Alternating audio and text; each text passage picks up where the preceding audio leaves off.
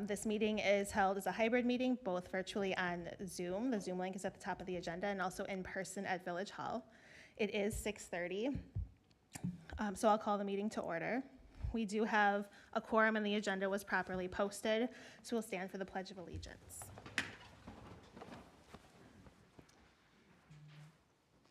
I pledge allegiance to the flag of the United States of America and to the republic for which it stands, one nation, under God, indivisible, with liberty and justice for all. So moving on to public appearances, public's opportunity to speak. We ask that residents first give their name, address, and limit their comments to no more than 3 minutes so that everyone has an opportunity to speak. We'll start with individuals in the room and then move to anyone that's on Zoom. So we do have one wish to speak form, which is Lee Madden, if you'd like to come up and give comment. He's actually here for one of the agendas. Then we will just move right on. If there's no one else in the room that'd like to speak, is there anyone on Zoom? Okay. So we will move on to number 5, discuss and consider the minutes from the Plan Commission meeting of April 9th, 2025. Motion to approve is presented. I'll second. There's a motion by Alex and a second by Heidi. Any more discussion on it? All right, all those in favor? Aye. Opposed? Abstain? Okay. 2 abstentions. Motion carries. So moving on to number 6, discuss and consider an application from Wilmar Larson for the approval of an ETJ certified survey map. Aaron, if you want to give. Sure. Overview. Mr. Larson is here if we have any questions, but I think this is pretty straightforward. Mr. Larson's just looking to split off a lot that his daughter can build a house on. The town and county have already approved this. It's way on the edge of our jurisdiction. It's not really going to affect us, so we'd recommend approval. Any comments from the commission? I guess I will just explain for the new members. We do have authority within 1.5 miles of the village limits to approve a land division. So. There's no staff conditions, so I'll make a motion to approve as presented. Second. There's a motion by Alex, second by Don. Any more discussion?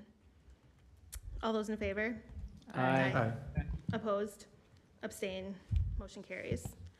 Number 7, discuss request from Everline Kadori to amend the Village of Cottage Grove comprehensive plan to permit 4 units at 224 North Main Street. So I would like the property owner to be part of this discussion, and I don't see them either here or online. They were aware that the date changed. So maybe we put it on hold and see if anyone shows up before we're done. Otherwise, we might table it for the next meeting. I'd also like to see, I'd like Can you to see turn your? some kind of drawing. Yeah. Is it first meeting? Yep. I'd like to see some kind of drawing or something. It doesn't have to be fancy, but just Yeah, at least it's- something of what they're looking to do or want to Yeah. do. My understanding, it's all interior. It's just rearranging the units within the building. Okay. But I think, there are probably some fire code issues. That's not really our business here, but that Right. they'll want to take a look at, and it's complicated zoning wise, and I would just like to have them. But a little more background. I'm familiar with the buildings, but I guess a little more Yeah. background on what it is they want to do, or if it's internal, or Yeah, it's pretty gray and vague right now. yeah, that's why I'd like to have them Okay. here, yeah. All right, we can come back to this agenda item if the applicant does come to the meeting. So we'll move on to number 8. Discuss and consider an application from Giovanni Artega for approval of the site plan amendment to allow a 600 square foot addition and additional parking for Toby's Auto located at 221 Bonnie Road. Okay, so, Giovanni and Lee Madden, his architect, are here. If you guys want to come up and give a little background.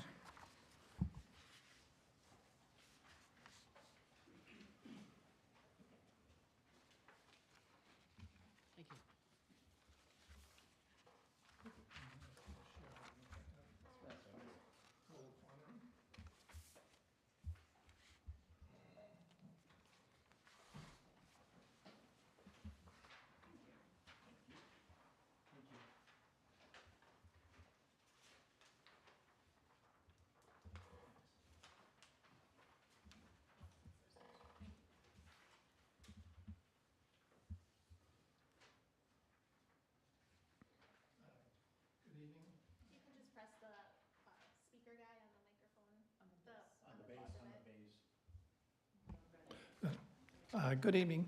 My name is Lee Madden, and I'm here with Giovanni Artega, owner of Toby's Auto Sales.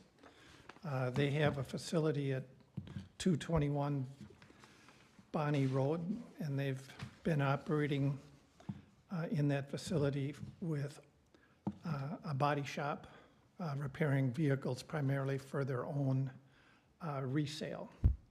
They purchased the property in 2005, and a master plan was done at that time indicating 4 phases of work. Phase 1 was submitted and approved and was a fenced rear yard behind the building for inventory vehicles.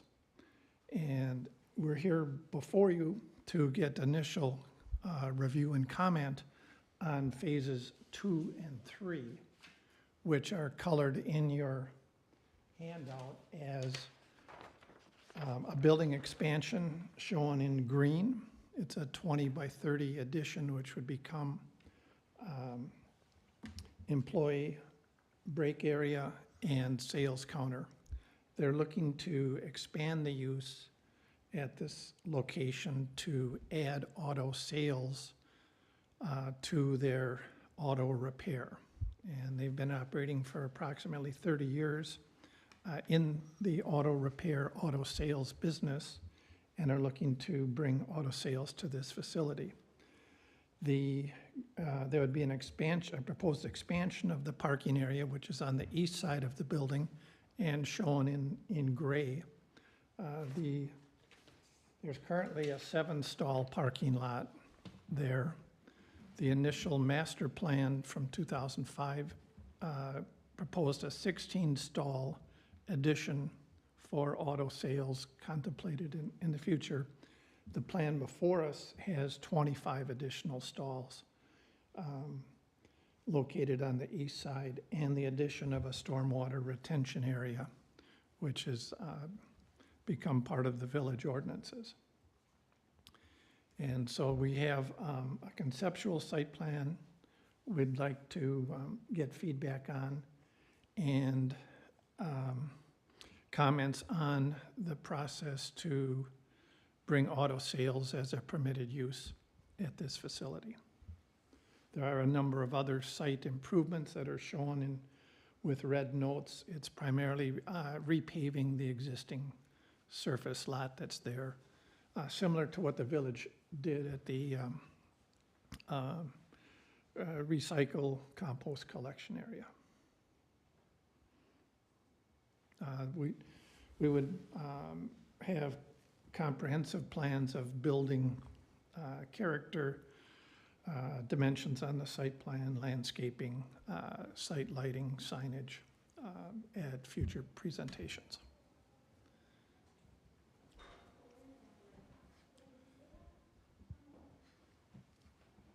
Any comments or questions that I could answer, or Giovanni could answer? Yeah, so basically, as Lee kind of alluded to, we're talking about agenda items 8 and 9 kind of together here. And this may sound familiar to those of you who were on the Plan Commission a few years ago. We did have a little bit of a discussion about allowing auto sales in the industrial district based on, this location. It didn't move forward at that time. What we had talked about then was creating an accessory auto sale use that would be permitted in an industrial district for a case like this where it's primarily auto repair, but they could also sell a few cars. If you guys are open to considering that, then you would indicate that to me and I can draft up some language for the next meeting that we could consider formally. As far as number 8 on the agenda, that's the site plan. I have some conditions in the staff report. We could approve it conditionally. There's a few things that are a little bit vague in terms of the stormwater and the building elevation, so we could also just wait and approve them all together with the zoning at the subsequent meeting. It's kind of up to you guys.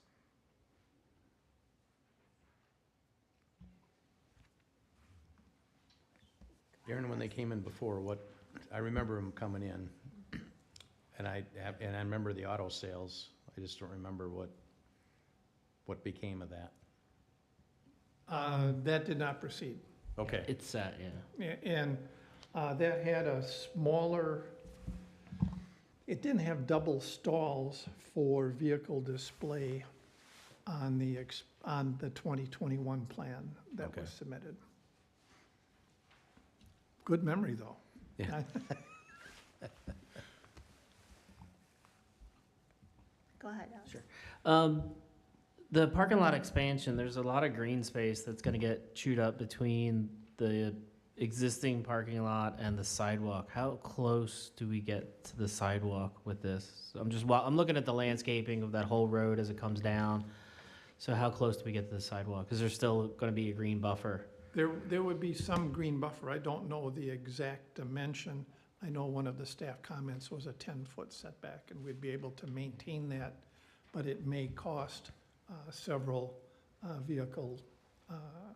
conforming vehicle layout Yeah, stalls. So for It's not clarity, dimensioned, but I suspect there's gonna be an issue in the You know, northeast corner. I think it's between 6 and 8 feet. I don't have the dimensions available. so it'll be at least that much It would- between sidewalk and the stalls? Yes. Okay, just so, okay.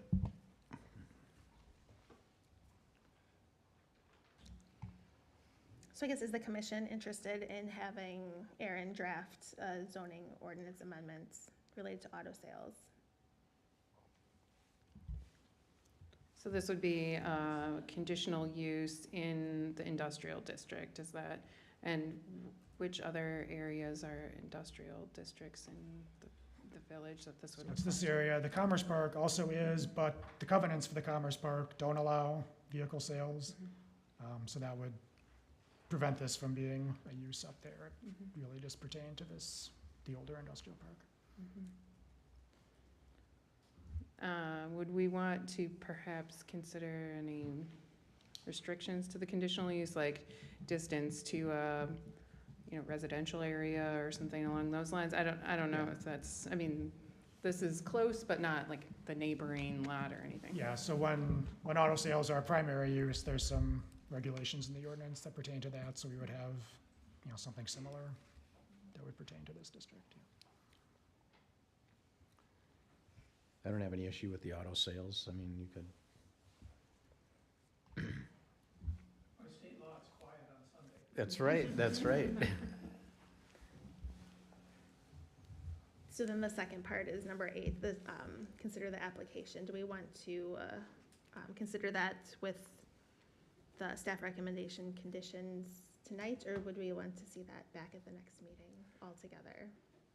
How does that impact schedule That would be fine. if we it's detached, right? So like if, I guess theoretically, number 8 gets approved, it would go to village board, and then that construction project can move forward. However, you couldn't do sales until the next meeting cycle for the sales.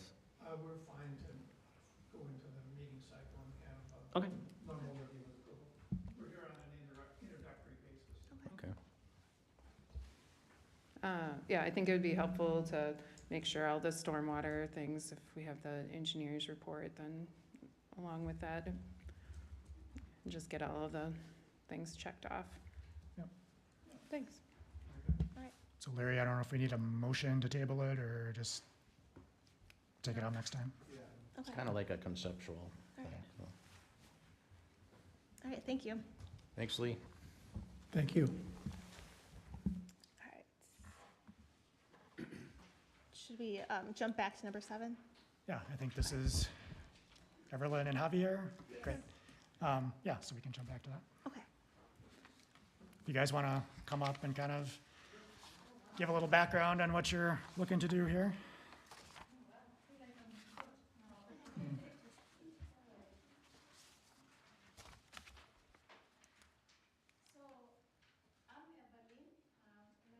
There's a button on the box, looks like The person icon.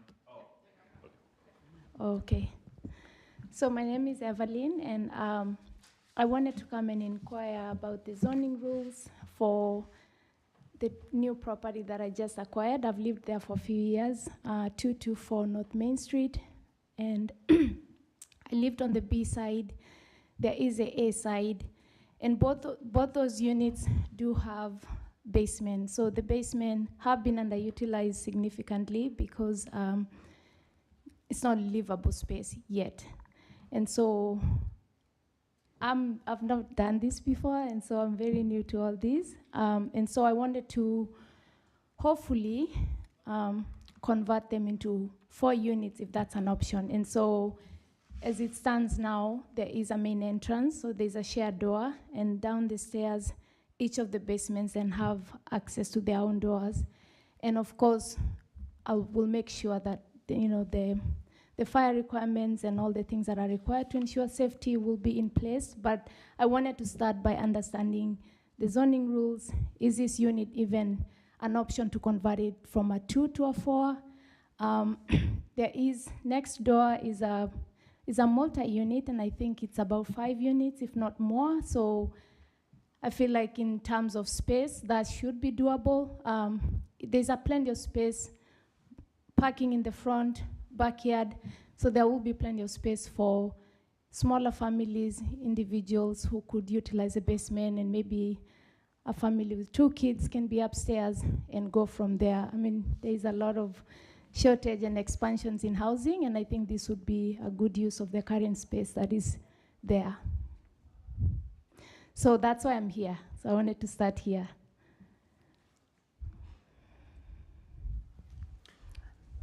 Yeah, so certainly we're always looking for different types of housing in the village, so I think that's a creative idea and certainly worth talking about. You mentioned the fire codes and building codes. I would recommend looking into that probably sooner than later, because I think when you go to 4 units, there may be some higher standards in terms of, I don't know if you might need sprinklers, if you need higher levels of fire separation between units, things that might have some cost impacts that you might want to look into. Right.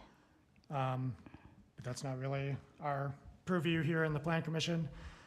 As far as the zoning, so it's currently zoned 2-family, which means 4 units wouldn't be allowed, so we'd have to make some kind of change to permit this. Really, so if it's 4 units on a parcel of this size, that would be 20 units per acre, which is in excess of any of our even multifamily districts for density. So it couldn't really be rezoned to an existing category. We'd really be looking at doing it as a planned unit development. There would also need to be a change to the comprehensive plan because it's called out as single family. I know Trustee Stoa, I think, sent an email to the Plan Commission about possibly just changing the TR8 district to allow more units.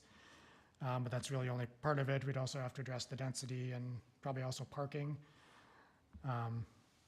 So I think per ordinance, we require at least 1.5 spots per unit, potentially more if there's more bedrooms. So it would really need to be a PUD to kind of address all these issues that don't fit into a existing category. Variance might be something that someone thinks of, but there's really not a hardship here because it's really just, a zoning limitation that anyone would have. So really just here to get the Commission's thoughts on, do we like this idea? Do we want to pursue this? Does it seem, like kind of a stretch with what we allow now? Just kind of looking for feedback.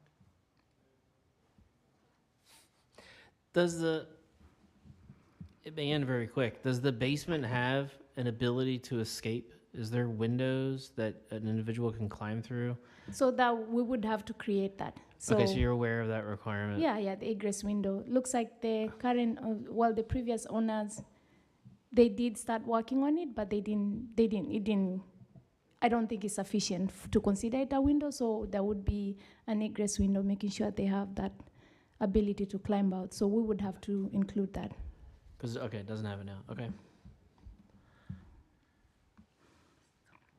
And just to verify, this would all be interior in the existing building, right? There's no building addition? No. There's a little shed outside, but probably get rid of that. So it'll all be within the confinement of the already existing building.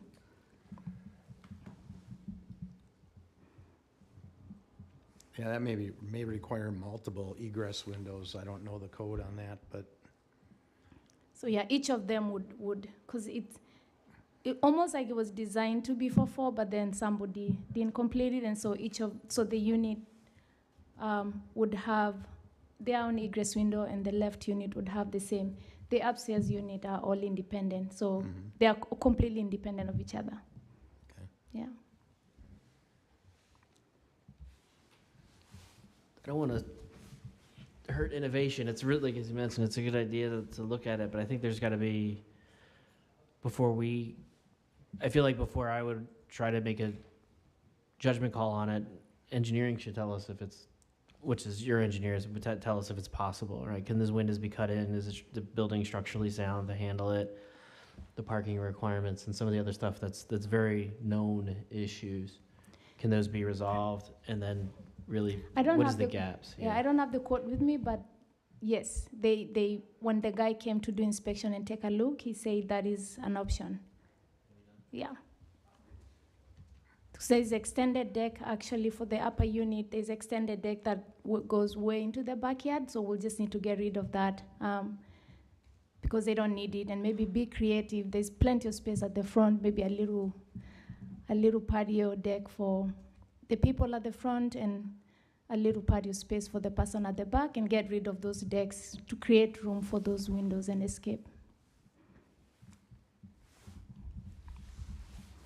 I think it's an interesting idea to, utilize our existing housing stock to help solve some of the housing situation. So, I think it would be worthwhile for us to explore some of these types of changes anyway, because I think, this is a very good way to have, both income at property and also provide, the needed living space in the area. So I think, this is also, we have the improvements on our main street, and more accessibility to housing on one of our main roads that, without demolishing and rebuilding a structure. So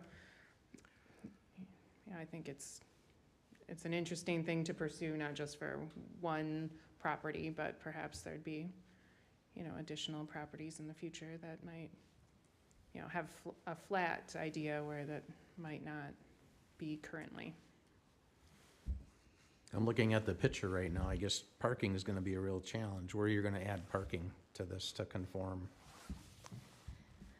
So I think there is 5, and I wasn't aware of the 1.5, so I'm learning. So I think within that space, it can fit 5 vehicles.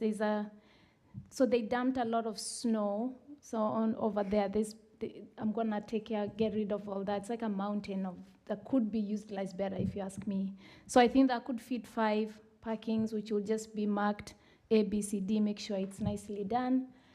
I don't know about street parking, so I don't know. Yeah, so that might be an issue. But then, if the space downstairs would be for, say, a couple or an individual, and just kind of give them one parking, and the people upstairs. So we can be creative there. I mean, I've lived in San Prairie, and they were like, "There's no parking," so I parked on the street. So is that really a deal breaker? Parking? I don't know. I guess, Don, that's part of why it would need to be a planned unit development. We'd have to allow them to have less parking than the ordinance would. Yeah, go ahead. And there's also the possibilities. So there's a couple of different ways that you can view this, because the units upstairs have about 2 rooms each and 1 bathroom. Downstairs, so the basement could be configured, one of them to have for sure 2 bedrooms. The other one maybe a 1 bedroom, 1 bathroom. So, I mean, there is that opportunity to also look at like the density of the people who actually live there. I guess part of also why we're here is we really want to understand how, what are some of those things. So if it's 1.5 parkings per, for that area, so then it would be, they would have, if we pave the rest of the front, it would be able to then fit probably that. Now, it also comes to a couple of the questions, how much can we do before encroaching into the other units. So then we also need to do that. The part about dividing it into like right away, like making sure that it is assigned to each one of those units.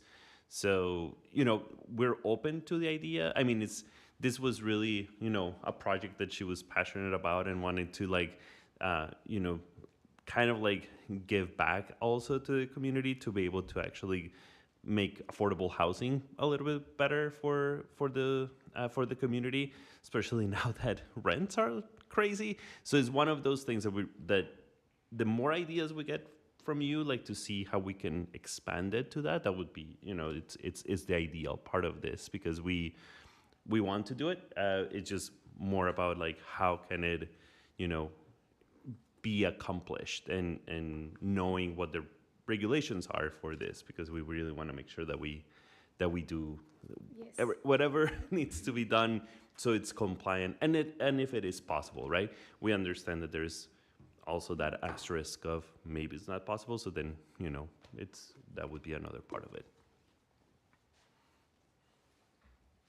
This would definitely be a different kind of planned unit development than the ones we normally do. Those are usually for, bigger, more complex projects. We don't really use it for a small residential parcel like this, but there's no reason why we couldn't per the ordinance. There's no minimum size or anything like that for a PUD. It's just a little bit of a different precedent. I'm just wondering if it makes sense for us as a commission to really think through, is there a different type of zoning type that we want to consider for this versus the 12 or the 8 in there, MR 12 or MR 18, 8 in there, just because of these unique challenges that we're talking about. Kind of call it a little bit out. We can look at the parking, we can look at all those things that are part of that overall housing comprehensive plan elements.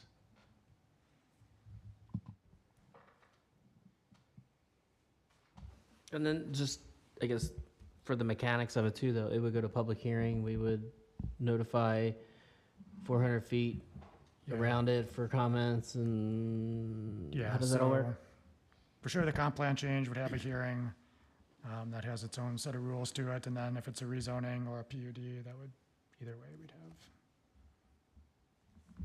some kind of public The input. neighbors being notified of a change like that, the density changes. They're gonna see cars, extra cars, things like that. It's just easy way of doing it. I guess, is there more information we'd want to see before we decide whether to move forward with, or what path we'd want to move forward with?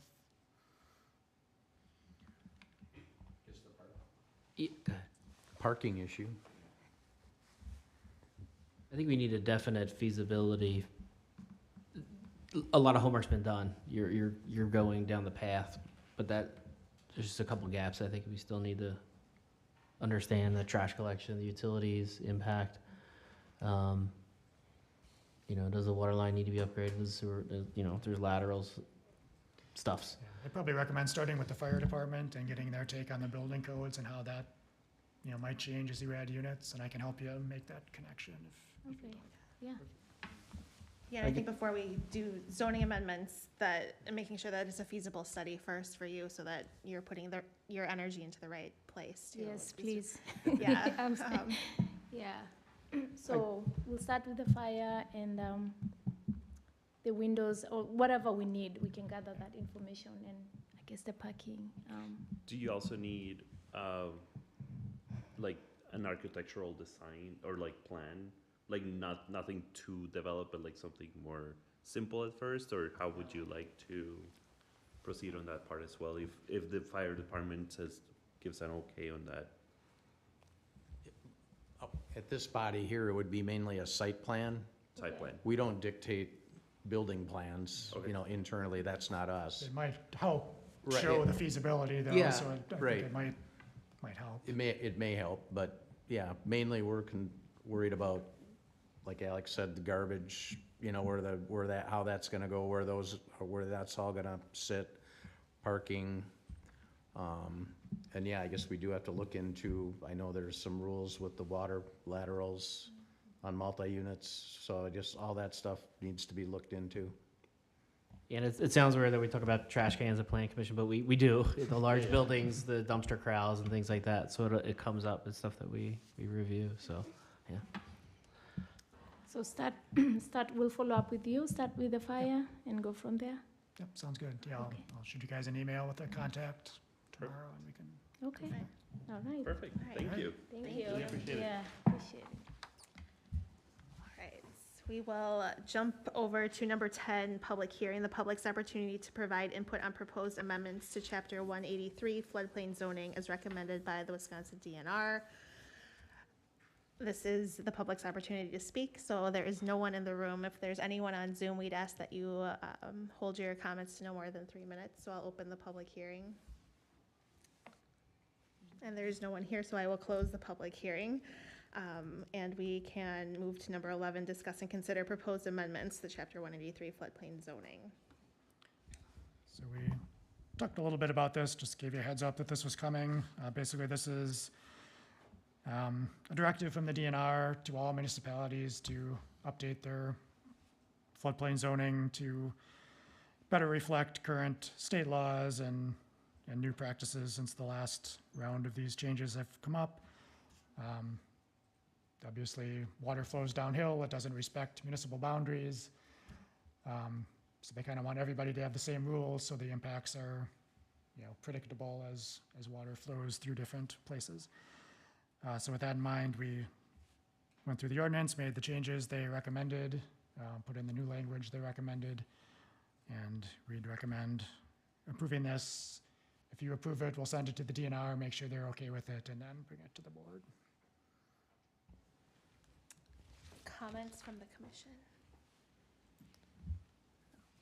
Aaron, I was looking at the floodplain zoning map then, that the DNR, it's FEMA that posted, and Yep. so that's updated periodically, and right now there's like very few areas.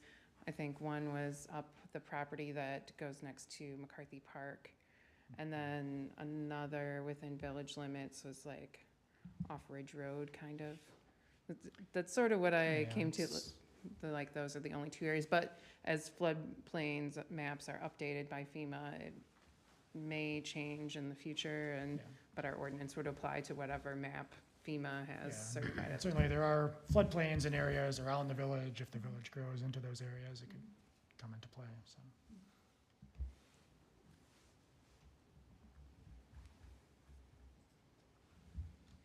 I'll make a motion to recommend approval of the proposed amendment to Chapter 183, the floodplain zoning, as recommended by the DNR. Second. Okay, there's a motion by Alex, a second by Don. Any more discussion? All those in favor? Aye. Opposed? Abstain? Motion carries. So we are at number 12, discuss and consider amending the zoning ordinance related to beekeeping. This went to the village board. The village board had some suggested comments on additional measures, and so it's come back to Plan Commission. Yeah, so I think the concern was just having some mechanism to let neighbors know that this was occurring on an adjacent property, whether that's some kind of registration or conditional use permit or just making sure the neighbors tell each other. We'd recommend not going the conditional use permit route. There's a cost related to that for the owner. There's a kind of burden on the village. We have to run it through the Plan Commission and the board and staff. I think some kind of simpler registration system would do the same thing. What we'd recommend is just a form that lists the regulations, including notifying the neighbors. Anyone who wants to do this would have to sign the form, so we know, they know. We keep that on file. Talking to Lisa, I don't think we would have a fee attached to that now, but if this became popular and a lot of people want to do this, then we could attach a fee to it, just like a dog license or something like that. But I think this would address what the board was looking for. I'd like to see that, being as how I'm allergic, that I would like to be notified. And doesn't need to be a fee, doesn't need to be a conditional use, just keep it simple. I don't know that it's practical is the only problem. So, today I want a bee. So I notify Aaron and my neighbors and say, hey, I got bees, right? But then someone moves and comes back in. So is it up, is there some sort of, does the form acknowledge that obligation that I gotta go back and re-notify neighbors? Or, this year I didn't do bees, next year I do bees, so every year I gotta re-notify of the bees? There's a practicalness to it, I think, that just doesn't, sort of falls apart a little bit, that I'm not quite sure of the mechanics. I like it, I mean, I think it's a good idea. There's people allergic, I don't like bees. You know, stinging me. You know, I think the honeybees are awesome, though, right? I mean, so to your point, we want them, we need them, but we want some sort of mechanics of notifying it. I'm not sure how practical in the long run it ends up being. Stoughton has you do it annually. We could do it annually and Yeah. then, So they have to notify that. So the mechanics would be every year. I send a letter to my adjacent neighbors, or 400 feet. What's the? we said adjacent, it can be whatever you want it to be, but I think adjacent would, I'd make it the same do. rules as the other one, just to keep it simple. Keep it simple. That's yeah. How many? What? so 400 feet, is that what you're Yeah. saying? Okay. 400 feet. How far do bees roam? Up to 5 miles. No, I'm not serious, emailing. sorry. Yeah, no, that's right. Yeah. I'm gonna walk around the entire. I don't think like that, and like, how do you know that those bees belong to that hive? Nice. I would say like, if we're going to notify the direct neighbors, but I think that also I the think that's reason fair, yeah. the barrier, the flyaway barrier exists and the other metrics are to prevent the bees from just being on top of your neighbor, and so I'm also in favor of not having any gets- notification, but if we do feel Yeah. strongly, I would be direct. Where it gets a Directly little adjacent. burdensome is if someone's within 400 feet of one of the apartment buildings or one of the condo buildings, then they have to notify 70 households, but we consider the notification has to go to single family or duplexes or,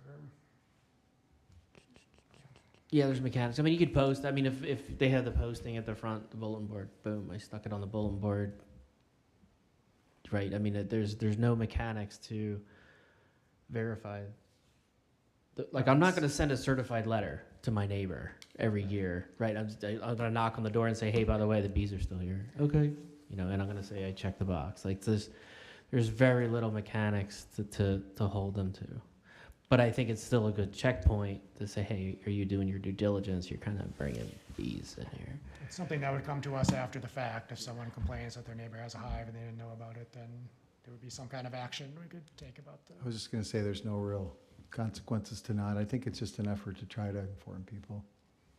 I mean, you could pull their, I don't know. Also remember that if one landowner's use causes a nuisance to another, you know, for instance, if they don't keep the water, you know, a bird bath type water or something, the bees are gonna have to go somewhere to get water. And, you know, there could be situations where it could be a nuisance, but there's causes of action for that too. And we can always revisit whether or not it's appropriate. So do we have to update the ordinance for that notification tool? Or is it something we can soft do and say, hey, this is what we do, is there, how do you, Yeah, what's and the I think mechanics for I that? think you can require them to get a signature. Sometimes it's hard to find your neighbors. You know, you could require them to sign something each year and send it in that says, I notified these properties. There's all kinds of different ways you could do it. But because we're doing this in the zoning ordinance, though, note that if somebody has bees and we decide this was a bad idea and you change it, they'll have a non-conforming use, they'll be able to continue that.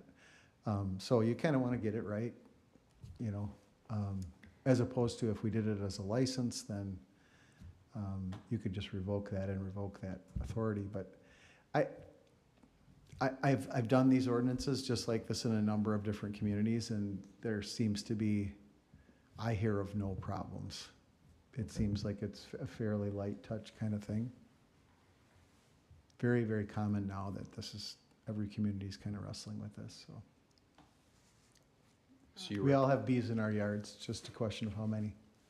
so you're recommending not worrying about notification, or? No, I think I'm with Alex, though, that whatever it is should just be, it should be clear what somebody needs to do and whether or not they need to show that they've done it. Those two things.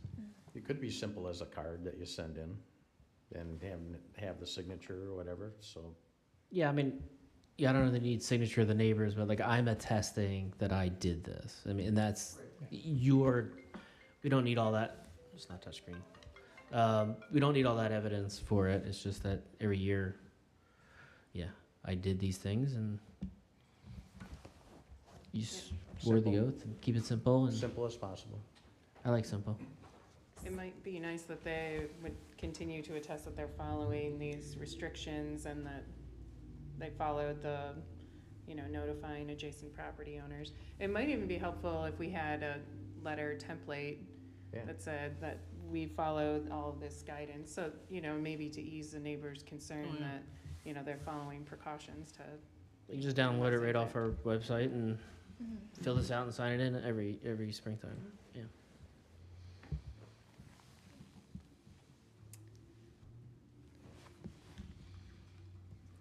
Okay, so I'm hearing form letter for notification, renew it annually and 400 feet. Is that what we landed on, No, I I don't think, or adjacent? I think we The just adjacent decided to Just notify adjacent. the adjacent neighbors and then have them sign a form and send it in annually with, like Heidi said, basically with a copy of the rules, the fact that they're conforming to them, that they're attesting that they're conforming to them. So that way we don't have to they just physically have to go and say, hey, I'm doing bees again this year, and don't have to do a formal 400 feet and all that, so. Is that enough staff direction? Okay. When would this go into effect then? As soon as the board The approves it. village board, just knowing too that like you can't move hives because they're already active. That's something that you do in the winter.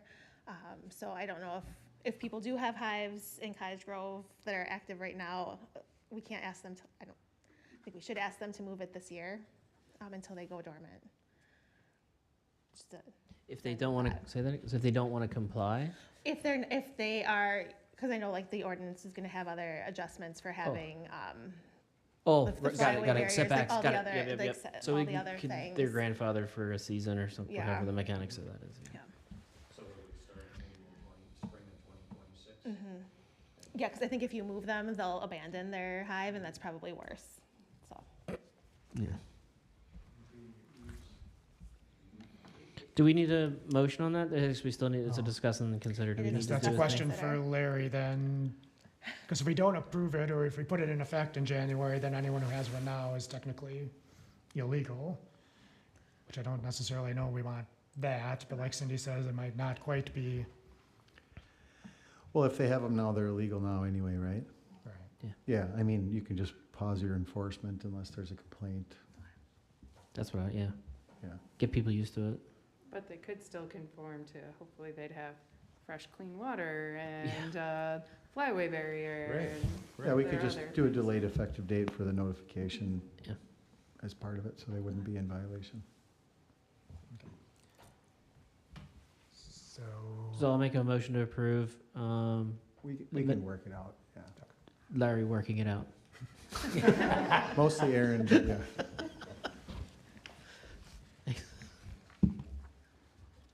I bring back my motion.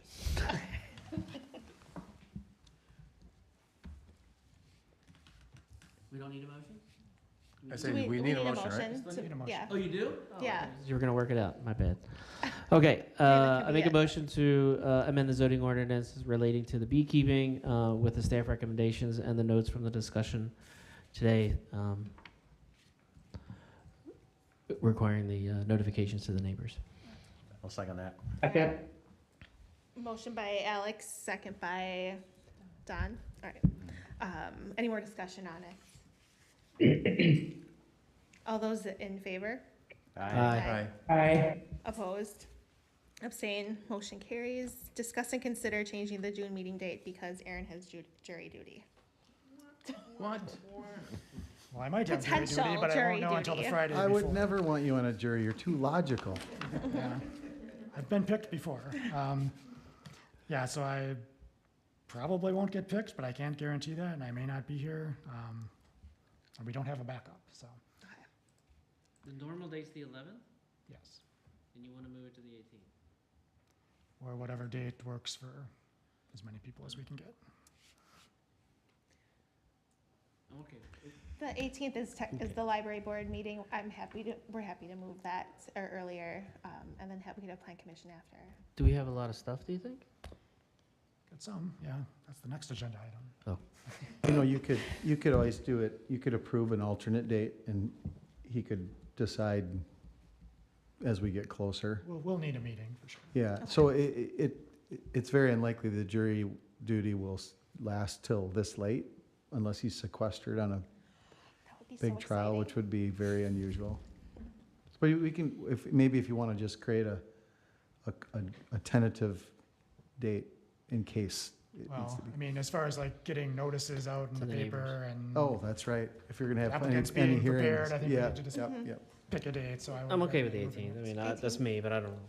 Everybody else is. Okay. 18th is good. Okay. it. Is that not good for anybody? No, we're all That's a good way. good. You need a formal motion on that one?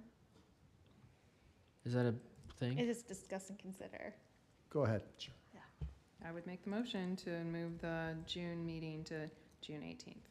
Second. We have the motion by Heidi, second by Alex. Any more discussion? All those in favor? Aye. Aye. Opposed? Abstain? Motion carries. Future agenda items. So we have a concept presentation for a neighborhood off of Vilas Road, 2001 Realty.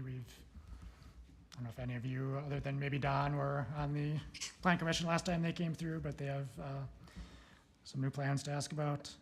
There's an indoor sports facility looking at a site up by the Commerce Park. We may have some action items related to that. We'll continue the discussion with Toby's Auto and the auto sales.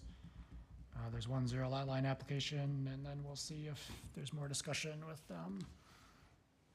the potential fourplex on Main Street. All right. Anyone else? Otherwise, number 15. I would make a motion to adjourn. Second. All right, Give it to. No, motion by Heidi, second by Kim. Non-debatable. All those in favor? Aye.